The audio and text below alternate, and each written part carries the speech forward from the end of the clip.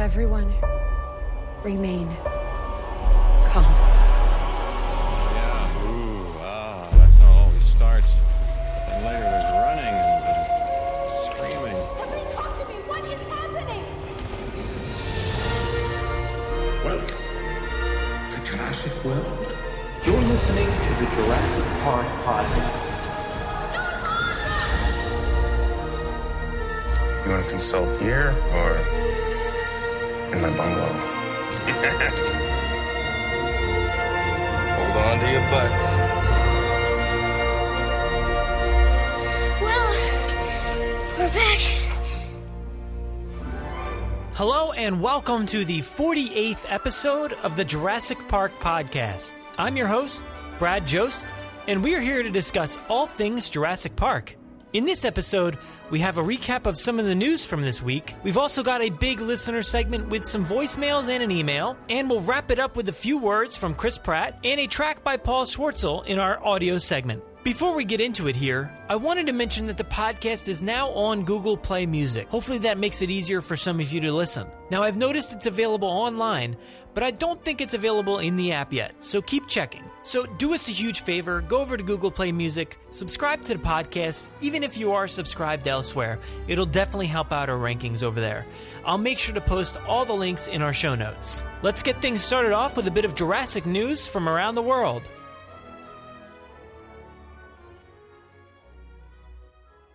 18 minutes and your company catches up on 10 years of research. Access made program. Access new security. These pictures were taken in hospital in Costa Rica 48 hours ago. I don't want to jump to any conclusions, but look.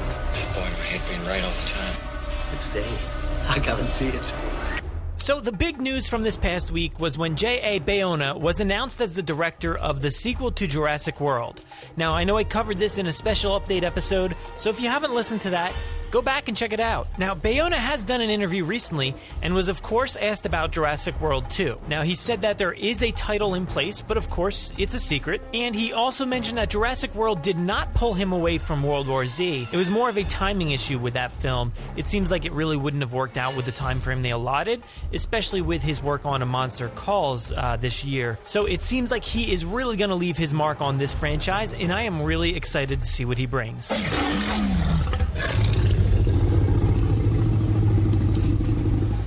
The Knowledge, a UK-based production provider, is reporting that the filming for Jurassic World 2 will take place in UK. They're saying it's confirmed. There isn't really much more here in the way of details from the report, but before you overreact, this is likely not about dinosaurs destroying the streets of London.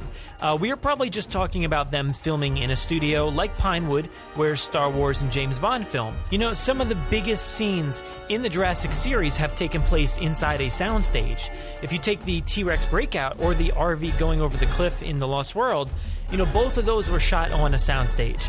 So I'm pretty sure we're going to be okay here. No need to worry about a rampage scenario in London just yet. Take a look at the show notes for a link to the original report. Oh, there it is. There it is. Explore the park like never before. Fly around Isla Nubla and visit park attractions.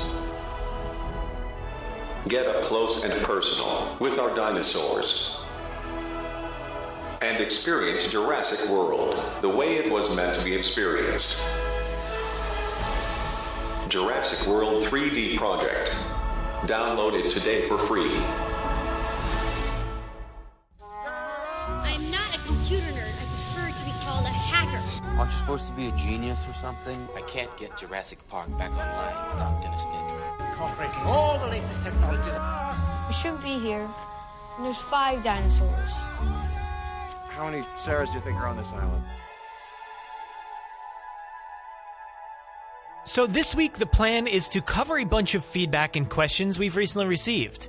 Let's dive in and take a listen to a few calls from Justice Steele. Hey, Brad, this is Justice Steele. I hope you're having a good day, man. I know I called recently with a question, but I was just watching Jurassic Park today. It's been a while since I've watched it because I've been so busy lately, but just felt like watching it today. And there's something I noticed in particular while watching the Dennis Nedry and Dilophosaurus sequence that I felt I had a couple of questions that I felt like I had to ask. Because I'm kind of looking at, instead of just watching the movie just to watch a movie, I'm kind of trying to look at more things, look at them more closely and pay more attention than just while watching a movie. And there's two things I noticed and kind of come to my mind while I was watching that sequence.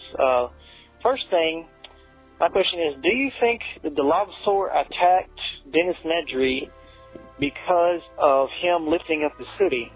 The reason I say that is I was just watching the sequence, and at first the Dilophosaur is kind of just looking at him when he's talking, but I noticed when he pulled his hoodie up over his head, the Dilophosaur kind of stood up straight more and kind of perked up a little bit, and I guess I guess I could say reared up is the right phrase.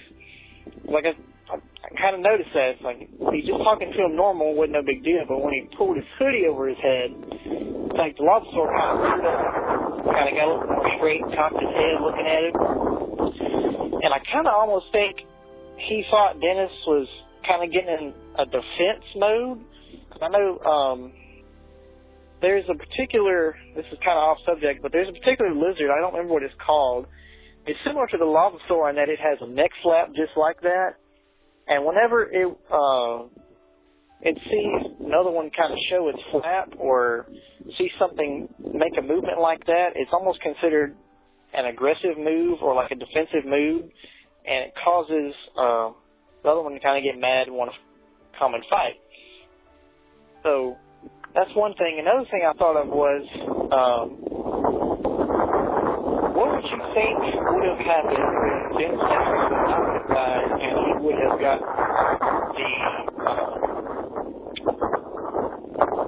can with the embryos to the dock and to the ship, and it got to whatever the company was. I don't know the name of the company, but those are my questions. Do you think that the Dilophosaur attacked Dennis Nedry because he pulled his hoodie over his head and it almost looked like he was kind of getting in defense mode? And also, what do you think would have happened if Dennis Nedry would have lived and he would have gotten the embryos to the ship and the ship would have gone to whatever the name of the business that wanted the embryos from him?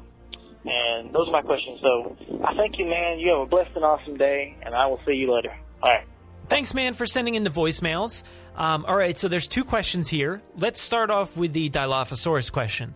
This is a really interesting point that you bring up, and I think there is a decent chance that the Dilo was threatened by that gesture from Nedry. You know, like you mentioned in the voicemail, reptiles absolutely use that same neck frill to intimidate anything that poses a threat to them, and I had to go back and watch closely, like you did. And the Dilo definitely starts to look up and stand taller when Nedry puts that hood up. Now, but I do have to say, by the time the Dilophosaurus uses the frill and spits the venom, Dennis's hood has already fallen down and stays down for the rest of that sequence. But I think that's just a technicality, and I really think you are right on the nose when you say that the Dilo was intimidated and he sought out a way to threaten and kill Nedry. So good call on that one. Let's see, for the second question here, what would happen if Nedry had lived and the embryos have gotten off the island? This is even more intriguing question, and I think we've all wondered what would have happened to those embryos if that had happened. Okay, so if Dennis could have gotten to the boat, passed those embryos off to the handler, I honestly think we'd be in the same exact position we find ourselves in right now after Jurassic World. Right now, we're all being pointed towards expecting multiple companies having the tools to make dinosaurs, for the sequel. And if Dennis had escaped safely with the Barbasol can, I think we'd be seeing that exact same thing. InGen and other companies would be out, trying to create dinosaurs, and they'd be fighting over the best creations.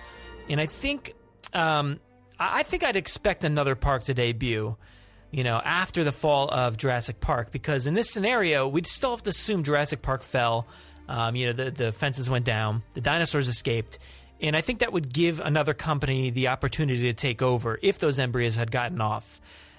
So I think we're in that same scenario. And in Jurassic World, we saw Dr. Wu escape the island with, a cooler. So I think that's exactly what we're going to see next. So really good question, man. And I think you're going to get your answer in a few years when the sequel comes out. We've got another one here from him, so let's take a listen. Hey, Brad, this is Justice Steele. This message, this one will be for the podcast. And my question to you is, do you think that Universal and Amblin would ever consider doing spin-off movies in Jurassic Park, and do you think that fans would like that? I mean, this kind of comes to my mind because I know there's a lot of different comic books, and they have different side stories and things of that sort, and there's also fan stories, things around the Jurassic Park movies. But that's basically what my question is. What would you think? Would you think Universal or Amblin would ever consider doing like spin-off Jurassic Park movies? Maybe one that took place after the events of the first Jurassic Park, like what happened after that, or maybe even like the Jurassic Park game that Telltale Games made. There's a spin-off story about some other people that was on the island as the breakout happened in 1990. So that's what my question is. What would you think about spin-off Jurassic Park movies? All right. That's my question. Thank you, and you have a good day. All right. Man, you're just full of awesome questions today. Do I think there will be a spin-off movie in the Jurassic Park universe? That is a really tough question. And I think Universal is keen on the spin-off idea as a studio. They have that, the Monster Universe films coming up with The Mummy and others. And there has been rumors of the Fast and Furious franchise getting their own spin-off films. So theoretically, I think it would be possible. My only problem is I can't see it happening within this franchise, even though it's all under the Universal umbrella. I just don't think there's enough, to spin off of into separate ideas and side stories. Now, I think there is plenty of smaller stories to justify either, a TV show or a comic or a novel. But as far as spin-off films go, I don't know. I don't know if there's a big enough story or something worth the while, to make, instead of making a TV show or a comic or something like that. I think no matter what, though, people would want to see dinosaurs. And if there's dinosaurs, why wouldn't it just exist in the main Jurassic film series instead of a spin-off? Also, the main thoroughfare in these films, for me, I feel like it is the island and, at least the original Rex, because they're some of the only ongoing stories that have spanned, first to the last movie. Now, the other major, I guess you could say Dr. Wu too, but he doesn't really have an ongoing story per se. The other major characters kind of just pop up whenever their story calls for it. And it's not like we've had Grant or Malcolm in every single film. I think if there was a single storyline, maybe say Grant going from all 4 films, he's in every film, then I think maybe, it would be more important to have a spinoff. But for now, they've kind of just switched off. They've gone back and forth a little bit, and they didn't appear physically in Jurassic World. Malcolm, sort of got a slight cameo on that book cover. So essentially, I feel like these 4 films are almost spin-offs in the world of Jurassic Park already. In 2 weeks, I've got a great episode with listener Zachary Carlisle where we talk about the potential expanded universe. So hopefully we'll fulfill your answers a little bit more in that episode. Thanks again, man, and hope to hear from you again soon. Next up, we've got a voicemail from Zachary Carlisle, who I just referenced in that last email, so let's take a listen. Hey, Brad, this is Zachary Carlisle at SaltyGray15 on Twitter. I was calling just to say I really like Travis's thoughts on the Jurassic World sequel from episode 44. I think it would be, to be honest with you, I like both, the Zookeeper version and the other one. It'd be kind of cool to see them both. Just wanted to say, I think the show's great, and hope you guys are having a good day. Bye-bye. Thanks, man, for the call. And I have to agree, I totally enjoyed Travis's email as well. That stuff about Kevin James was ridiculous. It was awesome. And it would be a totally new take on the franchise. But you know what? Maybe that's the spinoff that we need. After all that struggle to come up with a story, I think that's it. This is going to be it. Hopefully we see it. And like I mentioned before, Zachary will be here on the show in 2 weeks to talk about the potential expanded universe for Jurassic Park. So maybe that includes a Kevin James spinoff. But we have had a lot to discuss and debate, and I think you'll enjoy it. So make sure to tune in. And thanks again, man, for calling in, and I'll talk to you again soon. Sickle Claw on JP Legacy and from Twitter called about J.A. Bayona. Let's take a listen. All right, this is Matt. You may know me as Sickle Claw from Jurassic Park Legacy and Twitter. What I wanted to say was regarding the announcement of John Antonio Bayona the director of the Jurassic World sequel, I'm obviously very excited to see where he's going to take it. He's known for being a horror director and for having a very good sense of feel about his movies, so that it's not like a jump scare, but it's more like you feel tense throughout the entire thing. That's what I'm trying to say. But he got kind of, I trust that he'll give us a little bit of a darker movie, say like Jurassic World, kind of darker. That's what I'm trying to say. He wanted him more intense themes, take it out of the park, go into mainland, something like that. That's what I'm trying to say. Yeah, I hope we get that kind of feel, dark and gritty for this one, but still have a little bit of the sensibility of the previous one. And this obviously is very much a middle installment for this new Jurassic trilogy, but at the same time, still have to hold on to the spirit of the originals. So, hoping we get to see how it becomes the real Jurassic World, no matter what the eventual title is going to be. But yeah, that's really what I wanted to say. Alright, thanks for hearing me out. Bye. Hey Matt, thanks so much for calling in about the new director. I think it's definitely exciting times when we get to chat about someone new coming into the franchise. Now, I've only heard good things about Bayona from all the listeners. I know there's a bit of worry, when bringing Colin into the franchise, and seeing as his history was very minimal, but the same kind of goes for Bayona, but people really seem to be loving him so far. And I love how attached to him everybody has already become. As far as his tone, I hope you're right with the Lost World style tone. I've seen The Orphanage, which Bayona directed, and if he brings any of that terror to this film, I think we're in for a treat. But you're right, I don't want him to come in and completely change the feel from Jurassic World. They definitely need to feel in line with each other, and I think studios today are doing a great job at blending different films and different series together with different directors, making it difficult to see the difference in tone. Hopefully they can balance it well with this sequel, and I definitely can't wait to hear more from him. Hopefully we get some more news soon when he's out promoting A Monster Calls. But that film hits in the fall, so I'm sure we'll hear more then. Thanks again, Sickle, and hope to hear from you again on the podcast soon. We got one email here from Nick, so let's take a look. Hey Brad, great podcast. Here's what really stood out about Jurassic World to me. For once, the dinosaurs are not the ones directly threatening the humans, but rather the ones in danger from the Indominus Rex. Yes, there was the incident with the pteranodons that were released, but if it weren't for the Indominus, none of that would have happened. So if you think about it, the dinosaurs from Jurassic World are essentially the humans in this one. I thought that was brilliant. Yes, I understand the raptors were also released and killed some humans, but in the end they are dinosaurs, and like Ellie said, they will defend themselves violently if necessary. That is why the security in Jurassic World is top-notch.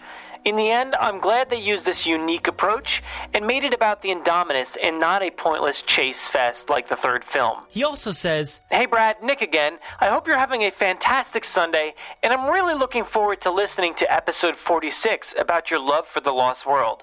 I love that one as well, and it's kind of lame the lack of respect that people have for this one. Anyway, I thought you might be interested in checking out some work I posted up on Redbubble. I did an image of a raptor, and I'm selling the image imprinted onto many different kinds of products, such as coffee mugs, shirts, graphic tees, and more. Feel free to check it out and tell your friends. I would love to get the word out. Thanks for the email, Nick. That's definitely a great observation. And in the previous films, yes, of course, we had a few small battles, but it wasn't about an unstoppable beast that will destroy anything in front of it. In Jurassic World, the Indominus wants to destroy basically everything, and all the other dinosaurs in this film certainly paid the price. The Ankylosaurus, all the Apatosaurus, and the two raptors were all killed directly by the Indominus. Even the Pteranodons, like you mentioned, escaped because of the Indominus, and some were eventually shot by either InGen, ACU, or Owen and Claire. Also, thanks so much for posting all that information about your Redbubble. I'll be sure to include your links and everything in the show notes so people can find your stuff. Great work, and keep it up, man. We do have another voicemail here. This one comes from ScorpioDino16 on Twitter. Let's take a listen. Hey, it's ScorpioDino16 on Twitter. First of all, keep up the great work with the podcast. And I was just wondering, what do you think about the new Chronicle collectibles, Stegosaurus? Is it a maquette or a statue? I'm pretty sure it's a statue. To be honest, I don't really know the difference. But so what do you think about that? And I know I mentioned this in an earlier question. You know, do you think it will be very overpriced for the regular, normal Jurassic Park collector, like the T-Rex bust is? Well, have a great day. Thanks so much for the kind words, man. We really appreciate it over here, but thank you so much for listening and calling in. First, I wanted to let you know about the maquette. This Stegosaurus one is molded off an original maquette from Stan Winston's studio. You know, statues or premium figures usually aren't film product material, but as far as this thing looks, it's beautiful and spot on since it's molded off the original. In terms of quality, you really can't get much better than this for any Jurassic stuff at the moment. It is a bit on the steep side again, while not as high as the original T-Rex bust. This one is $499, but it can be paid in full or in installments. You know, that's probably the best way to go if you want this thing when it's released, by doing the installment thing. Makes it a little bit easier. But I still wish there was something in between for those who don't want the Hasbro stuff, but also can't afford to buy this high-end stuff from Chronicle or other sources. Maybe at some point we'll get something. I know it's really tough to be a JP collector right now, but hopefully we get something soon. Thanks again, man, for the voicemail. If you have something you want to say about the films or the newly announced director, you can send in an email, a voice recording through an email, or you can call our voicemail line. We always love hearing from everybody. Send your emails to JurassicParkPod@gmail.com, or you can give our voicemail line a call at 732-825-7763.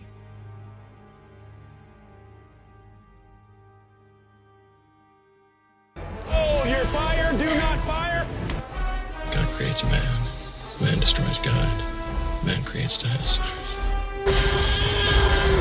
Boy, do I hate being right all the time. We're gonna have to jump! We can! Are you ready? 1, 2, 1!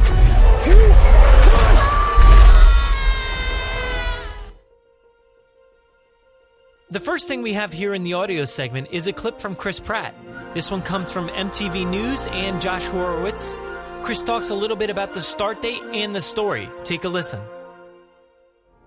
Timetable on the next Jurassic?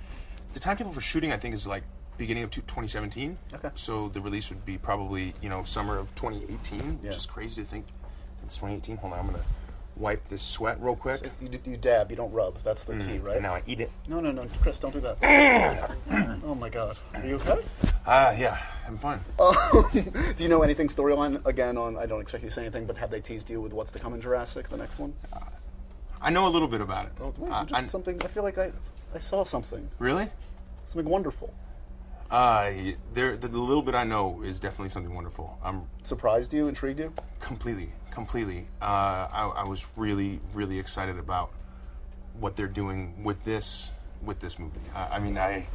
Anything more I feel like is venturing into spoiler territory, but I can say that it's going to be pretty amazing. We're going to get our team of body language on this. So not too much there news-wise, but it is good to hear that he was surprised by it, and he does think it's wonderful. Hopefully we get to hear more about the story soon. Also this week, I've got a fun track for you to listen to. I did reach out to Paul Swartzel over a week ago to see if we could play his track here on the podcast. It's called The Magic Word, and he agreed to play it, so let's take a listen. I think you'll really get a kick out of it.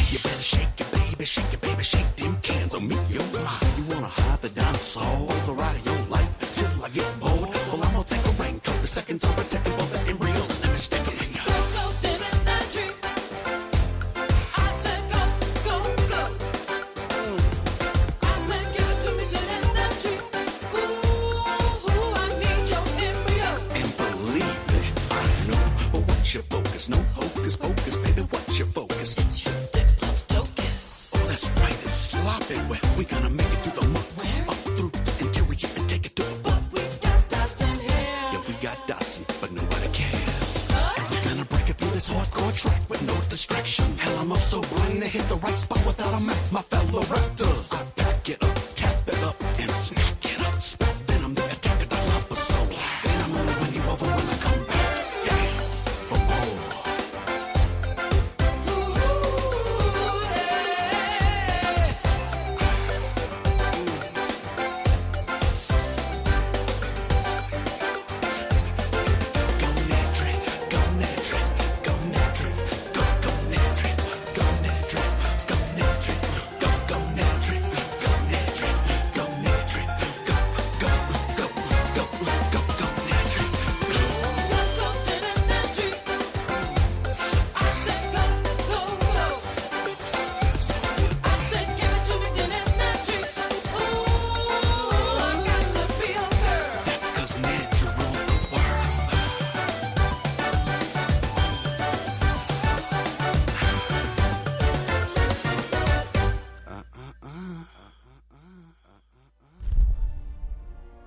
You really need to check out this video. For how funny the track is, the video is even better. Go follow him on Twitter, @Paul Swartzel, but also make sure to go check out our show notes for a link to the video. You'll also find there his Patreon page, where you can go support his music and his video work. Go check it out.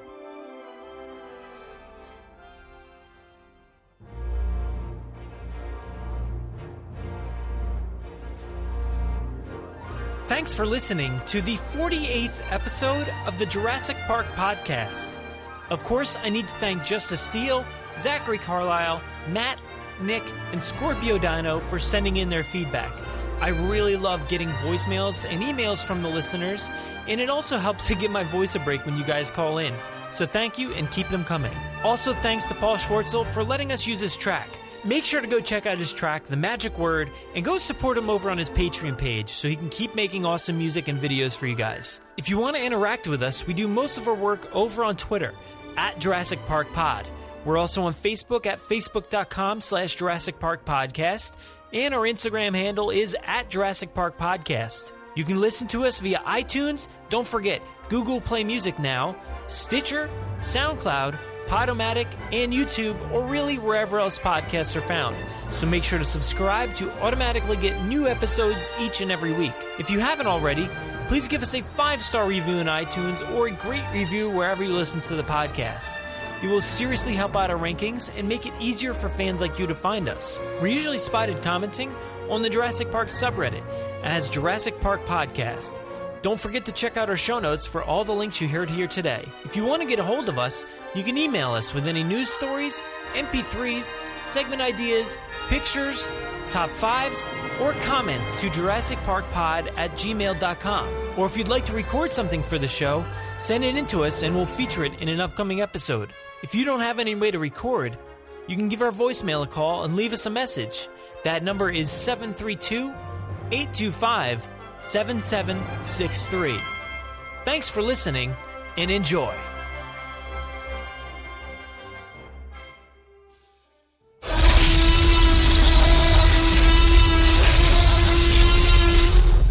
$5 minutes. Drop what you're doing and leave now.